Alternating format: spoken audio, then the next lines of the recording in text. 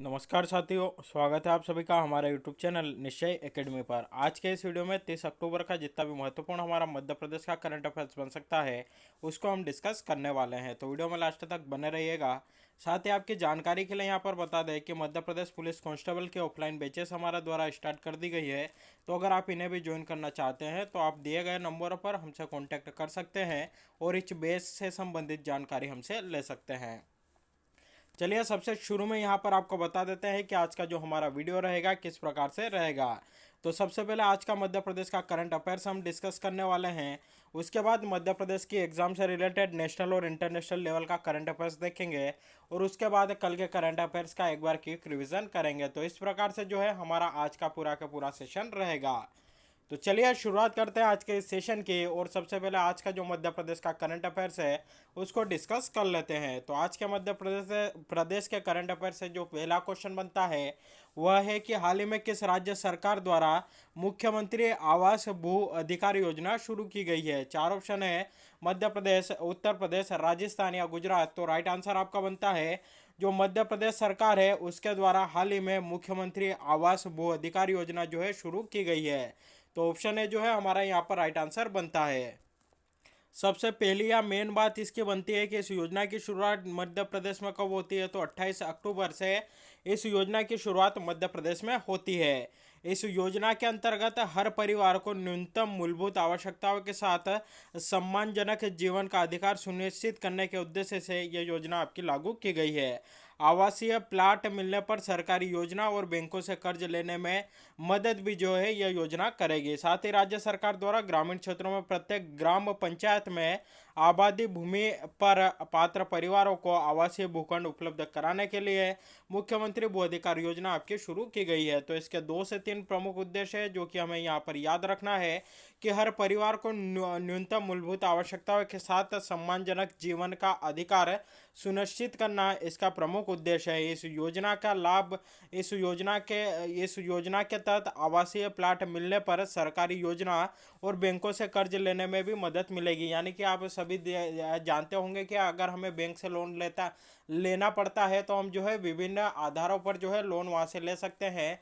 कई बार हमारे द्वारा एजुकेशन लोन लिया जाता है, कई बार हमारे जो भूमि होती है या जो हमारे पास जमीन होती है उस पर भी जो है हम लोन ले सकते हैं। तो कहीं ना कहीं इस योजना के तहत अगर किसी को आवास मिलता है, उसको जमीन मिलती है, तो उस जमीन पर वह बैंक से जो है और विभिन्न सरकारी योजनाओं के माध्यम से लोन ले सकता है। तो कहीं ना कहीं जो ग्रामीण क्षेत्र के लोग हैं या शहरी क्षेत्र के लोग हैं उनको जो है लोन दिलाने में, उनकी आर्थिक स्थिति अच्छी करने में यह योजना है बहुत अच्छी साबित होगी। चलिए देख लेते हैं यहाँ पर कुछ और इससे जुड़ी जानकारी। तो हाल ही में हमने देखा कि भू अधिकार योजना जो है वह किस राज्य सरकार की है, मध्य प्रदेश राज्य सरकार की है।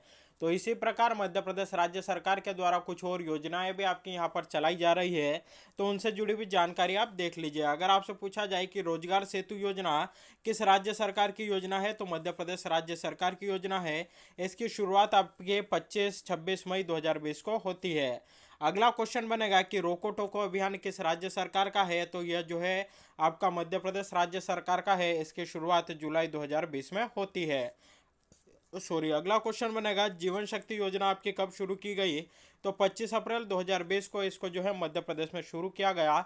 इसके अंतर्गत जो महिलाएं होती थी वह मास्क बनाती थी और जो मास्क होता था पर मास्क 11 रुपए के आधार पर जो है राज्य सरकार उनसे मास्क खरीदती थी।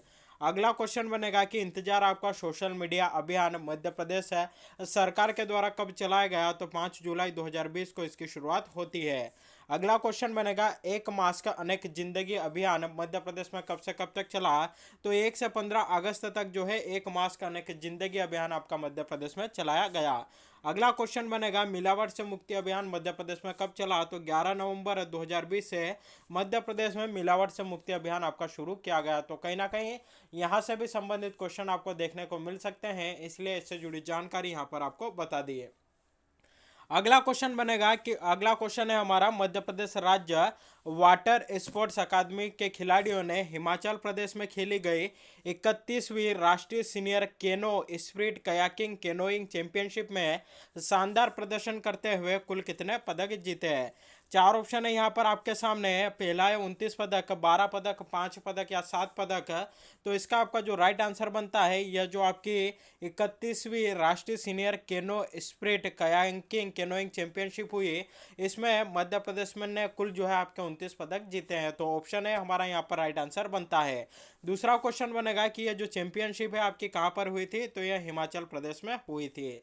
देख लेते हैं इससे जुड़ी जानकारी। मध्य प्रदेश राज्य वाटर स्पोर्ट्स अकादमी के खिलाड़ियों ने हिमाचल प्रदेश में खेली गई 31वीं राष्ट्रीय सीनियर केनो स्प्रिट कयाकिंग केनोइंग चैंपियनशिप में शानदार प्रदर्शन करते हुए 12 स्वर्ण, 12 रजत और 5 कांस्य पदक जो है इनके द्वारा जीते गए हैं। तो अगर पूछा जाए कि ये जो चैंपियनशिप आपके आयोजित हुई थी, इसमें मध्य प्रदेश के खिलाड़ियों ने कुल कितने स्वर्ण पदक जीते, तो उनकी संख्या भी आपकी 12 है। वहीं देखिए, यह जो चैंपियनशिप हुई थी इसमें मध्य प्रदेश की महिला टीम ओवरऑल जो है आपकी चैंपियनशिप बनी है। वहीं जो पुरुष टीम थी यहाँ पर विजेता रही। तो ओवरऑल चैंपियन कौन बनी, तो मध्य प्रदेश की महिला टीम बनी है। वहीं मध्य प्रदेश की जो पुरुष वर्ग की टीम थी वह उपविजेता रही। तो यहाँ से संबंधित भी क्वेश्चन आपको देखने को मिल सकता है। और अगला क्वेश्चन यहाँ पर आपका बनेगा कि मध्य प्रदेश राज्य वाटर स्पोर्ट्स अकादमी आपकी कहाँ पर स्थित है, तो ये आपके भोपाल में स्थित है। और इसकी स्थापना कब होती है, तो वर्ष 2007 में आपके इसकी स्थापना होती है। तो यह भी हमें याद रखना है। चलिए, यहाँ पर बात आई है हिमाचल प्रदेश की, तो इससे जुड़े कुछ प्रमुख जानकारी देख लीजिए। यह जो मैप में है आप देख सकते हैं रेड कलर वाला, यह जो है आपका हिमाचल प्रदेश है। चलिए, हिमाचल प्रदेश से जुड़ी कुछ जानकारी यहाँ पर आपको बता देते हैं। अगर आपसे पूछा जाए कि हिमाचल प्रदेश के वर्तमान में राज्यपाल कौन है, तो राजेंद्र विश्वनाथ आलेरकर जो है वर्तमान में हिमाचल प्रदेश के राज्यपाल है। हिमाचल प्रदेश के मुख्यमंत्री कौन है, जयराम ठाकुर वर्तमान में यहाँ के मुख्यमंत्री है। अगला क्वेश्चन बनेगा कि किन्नौर जिला जो है देश का पहला 100% टीकाकरण करने वाला देश का पहला जिला बन गया है। और यह जो जिला है आपका किस राज्य में स्थित है, तो यह भी आपका हिमाचल प्रदेश में स्थित है। अगला क्वेश्चन बनेगा 100% वयस्क आबादी को वैक्सीनेशन लगाने वाला पहला राज्य है, तो यह भी आपका हिमाचल प्रदेश बन गया है। अगला क्वेश्चन बनेगा किस राज्य में दुनिया का सबसे ऊंचे इलेक्ट्रिक वाहन चार्जिंग स्टेशन को स्थापित किया गया, तो यह भी हिमाचल प्रदेश में हुआ है। और हिमाचल प्रदेश में एक जगह है जिसका नाम है गाजा, वहां पर जो है इसको स्थापित किया गया। अगला क्वेश्चन बनेगा कि भारत के उस राज्य का नाम बताइए जहां पर 100% एलपीजी कनेक्शन जो है दिया गया है। यानी कि भारत का पहला 100% एलपीजी कनेक्शन वाला पहला राज्य कौन सा बना है, तो यह भी हिमाचल प्रदेश बना है। तो यह थी हिमाचल प्रदेश से जुड़े कुछ महत्वपूर्ण जानकारी जो कि एग्जाम में आपकी हेल्प करेगी। अगला क्वेश्चन यहाँ पर है केंद्रीय प्रदूषण नियंत्रण बोर्ड से जारी सूची के अनुसार देश के बेहतर आबो हवा वाले शहरों में इंदौर जो है कौन से स्थान पर है। यानी कि हाल ही में जो केंद्रीय प्रदूषण नियंत्रण बोर्ड है इसके द्वारा एक सूची जारी की गई है, उसमें इंदौर का भी जो है नाम आया है। तो इंदौर जो है इस सूची में कौन से स्थान पर है, यानी कि यहाँ की आबो हवा जो है बेहतर है। तो इस मामले में हमारा जो इंदौर है देश भर में 13वें स्थान पर है। तो ऑप्शन है जो है हमारा यहाँ पर राइट आंसर बनता है। देख लेते हैं इससे जुड़ी जानकारी। केंद्रीय प्रदूषण नियंत्रण बोर्ड से जारी सूची के अनुसार देश के बेहतर आबो हवा वाले शहरों में हमारा जो इंदौर है 13वें नंबर पर है। तो कहीं ना कहीं यहाँ से संबंधित क्वेश्चन एग्जाम में आपको देखने को मिलेगा। साथ ही इंदौर शहर की वायु गुणवत्ता के सुधार के लिए बनाए गए एक्शन प्लान के विभिन्न कार्यों के लिए 15वें वित्त आयोग के तहत वर्ष 2020-21 में इंदौर को जो है 100 करोड़ रुपए भी आपके दिए गए थे। किस कार्य के लिए दिए गए थे, ताकि यहाँ की जो आबो हवा है उसको आपका अच्छा बनाया जा सके। तो यह थी इससे जुड़ी जानकारी।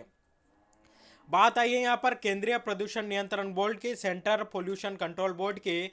तो इससे जुड़ी जानकारी देख लीजिए। अगर आपसे पूछा जाए कि केंद्रीय प्रदूषण नियंत्रण बोर्ड का गठन कब होता है, तो इसका गठन सितंबर 1974 में आपका किया जाता है। किस अधिनियम के तहत किया जाता है, तो इसका जो गठन जो है जल प्रदूषण की रोकथाम और नियंत्रण जो अधिनियम है जो कि आपका 1974 में आया था, उसी के तहत सितंबर 1974 में इसका गठन किया जाता है। और यह जो जो है एक वैधानिक संगठन है, यानी कि एक विधि बनाकर, एक कानून बनाकर इसका जो है आपका गठन यहाँ पर किया गया। एक अधिनियम बनाकर इसका गठन किया गया, एक अधिनियम के तहत इसका गठन किया गया, इसलिए यह जो है आपका वैधानिक संगठन है। इसका मुख्यालय अगर आपसे पूछा जाए कि केंद्रीय प्रदूषण नियंत्रण बोर्ड का मुख्यालय कहाँ पर है, तो आपका नई दिल्ली में स्थित है। उसी प्रकार राज्य में भी एक प्रदूषण नियंत्रण बोर्ड है जिसका नाम है मध्य प्रदेश प्रदूषण नियंत्रण बोर्ड। इसकी स्थापना 1974 में होती है और इसका मुख्यालय कहाँ पर है, तो इसका मुख्यालय आपका भोपाल में स्थित है। यह था हमारा आज का मध्य प्रदेश का करंट अफेयर्स। नेशनल और इंटरनेशनल लेवल का करंट अफेयर्स है, वह करंट अफेयर डिस्कस कर लेते हैं जो कि कहीं ना कहीं हमारी मध्य प्रदेश के एग्जाम के पॉइंट ऑफ व्यू से इंपॉर्टेंट बनता है। पहला क्वेश्चन है, हाल ही में रक्षा अनुसंधान और विकास संगठन यानी कि डीआरडीओ ने किस सतह से सतह मार करने वाली मिसाइल का सफल परीक्षण किया है? चार ऑप्शन है, ब्रह्मोस, निर्भय, अग्नि या अस्त्र। तो राइट आंसर आपका बनता है ऑप्शन सी, अग्नि जो मिसाइल है उसका हाल ही में आपका डीआरडीओ के द्वारा इसका सफल परीक्षण किया गया है। किसने तैयार की? डीआरडीओ ने तैयार की और सतह से सतह पर मार करने वाली मिसाइल है। देख लेते हैं इससे जुड़ी जानकारी। रक्षा अनुसंधान और विकास संगठन ने 27 अक्टूबर 2021 को ओडिशा के एपीजे अब्दुल कलाम द्वीप से सतह से सतह पर मार करने वाली बैलिस्टिक मिसाइल अग्नि 5 का सफल परीक्षण किया है। अग्नि 5 एक परमाणु सक्षम अंतर महाद्वीपीय बैलिस्टिक मिसाइल है जो 3 चरणों वाले ठोस ईंधन वाले इंजन का उपयोग करती है। मिसाइल बहुत उच्च सटीकता के साथ 5000 किलोमीटर तक के लक्ष्य को निशाना बना सकती है। तो कहाँ से लॉन्च किया गया? यह जो है सतह से सतह पर मार करती है। और कितनी इसकी क्षमता, मारक क्षमता कितनी है? 5000 किलोमीटर। यह तीनों बातें हमारे लिए इंपॉर्टेंट बनती है। चलिए यहाँ पर डीआरडीओ के द्वारा कुछ और ऐसी मिसाइल्स यहाँ पर लॉन्च की गई, उनसे भी जुड़ी जानकारी यहाँ पर आपको बता देते हैं। तो अगर क्वेश्चन आता है कि डीआरडीओ द्वारा हाल ही में किस सुपरसोनिक क्रूज मिसाइल का परीक्षण किया गया, तो उसका नाम है ब्रह्मोस। अगला क्वेश्चन बनेगा हाल ही में डीआरडीओ ने सतह से हवा में मार करने वाले किस मिसाइल का सफल परीक्षण किया है, तो इसका नाम है आकाश एनजी।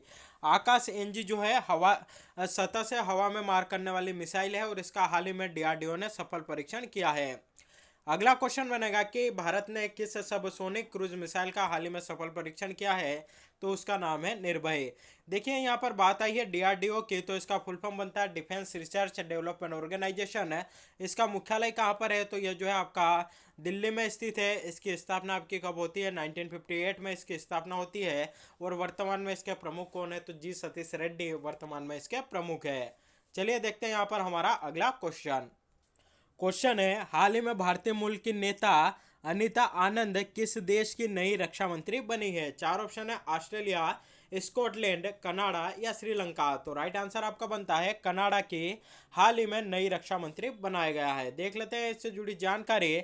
तो कनाडा के प्रधानमंत्री जिसका नाम है जस्टिन ट्रूडो ने अपने मंत्रिमंडल में फेरबदल किया है। उन्होंने भारतीय मूल की कनाडाई राजनेता अनीता आनंद को कनाडा का नया रक्षा मंत्री नियुक्त किया है। भारतीय मूल के हरजीत सज्जन की जो है यह आपकी जगह लेंगे। हरजीत सज्जन एक दीर्घकालिक रक्षा मंत्री है जिनकी सैन्य यौन दुराचार संकट से निपटने के लिए आलोचना भी जो है आपकी इनकी की गई है। तो यह थी इससे जुड़ी जानकारी। चलिए यहाँ पर बात आई है कनाडा की, तो कनाडा से जुड़ी कुछ प्रमुख जानकारी देखने से पहले कनाडा को यहाँ पर मैप में देख लीजिए।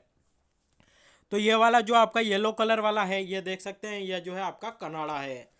बात करें कि कनाडा के वर्तमान में प्रधानमंत्री कौन है, हाल ही में आपको बताया जस्टिन ट्रूडो वर्तमान में यहाँ के प्रधानमंत्री है। पूछा जाए कि कनाडा की राजधानी कौन सी है, तो कनाडा की राजधानी क्या है? ओटावा जो है यहाँ की राजधानी है। अगला क्वेश्चन और बहुत ही इंपॉर्टेंट क्वेश्चन जो कि कई बार एग्जाम में आ चुका है कि 49 डिग्री चैनल किन दो देशों के बीच में है, तो यह जो है आपका अमेरिका और कनाडा के बीच में है। कई बार यहाँ से क्वेश्चन आपका आ चुका है।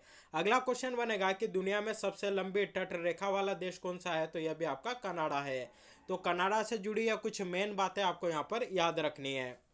अगला क्वेश्चन देखते हैं कि केंद्र सरकार ने हाल ही में अगले महीने से कोरोना वायरस के खिलाफ कौन सा मेगा टीकाकरण अभियान शुरू करने की घोषणा की है। चार ऑप्शन है यहाँ पर, आपका द्वार अभियान, सुरक्षा और वैक्सीन बचाओ अभियान, हर घर दस्तक अभियान, हर घर टीकाकरण अभियान। तो राइट आंसर बनता है हर घर दस्तक अभियान, जो है अगले महीने से कोरोना के खिलाफ मेगा टीकाकरण अभियान आपका शुरू किया जाएगा। तो ऑप्शन सी यहाँ पर राइट आंसर बनता है। चलिए देख लेते हैं इससे जुड़ी जानकारी। केंद्र सरकार ने हाल ही में अगले महीने से कोरोना वायरस के खिलाफ हर घर दस्तक अभियान मेगा टीकाकरण अभियान शुरू करने की घोषणा की है।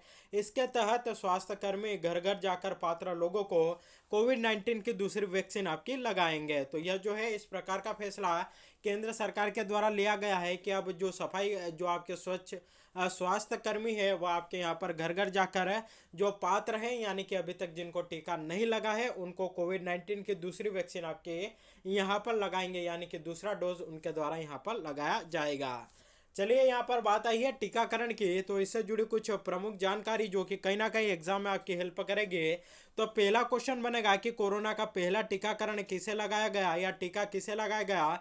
तो मनीष कुमार को लगाया गया, और यह क्या है, तो यह एम्स का जो दिल्ली का एम्स है वहाँ के सफाई कर्मचारी है। अगला क्वेश्चन बनेगा कोरोना टीकाकरण अभियान की शुरुआत आपकी कब होती है। 16 जनवरी 2021 को इस अभियान की शुरुआत होती है। अगला क्वेश्चन बनेगा पहली ऑक्सीजन एक्सप्रेस आपके कहाँ से कहाँ तक चली थी।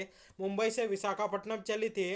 अगला क्वेश्चन बनेगा भारत में टीका उत्सव का आयोजन आपका कब किया गया था। 11 अप्रैल से 14 अप्रैल तक किया गया था। अगला क्वेश्चन बनेगा कि 100 करोड़वा डोज किस व्यक्ति को आपका लगा है। तो देखिए हाल ही में अगर आप किसी को कॉल भी करते हैं तो वहाँ पर जो कॉलर ट्यून आती है आपकी अब चेंज हो गई है, उसमें 100 करोड़ डोज वाला आपने सुन रखा होगा। तो भारत जो है 100 करोड़ से ऊपर डोज आपका लगा चुका है।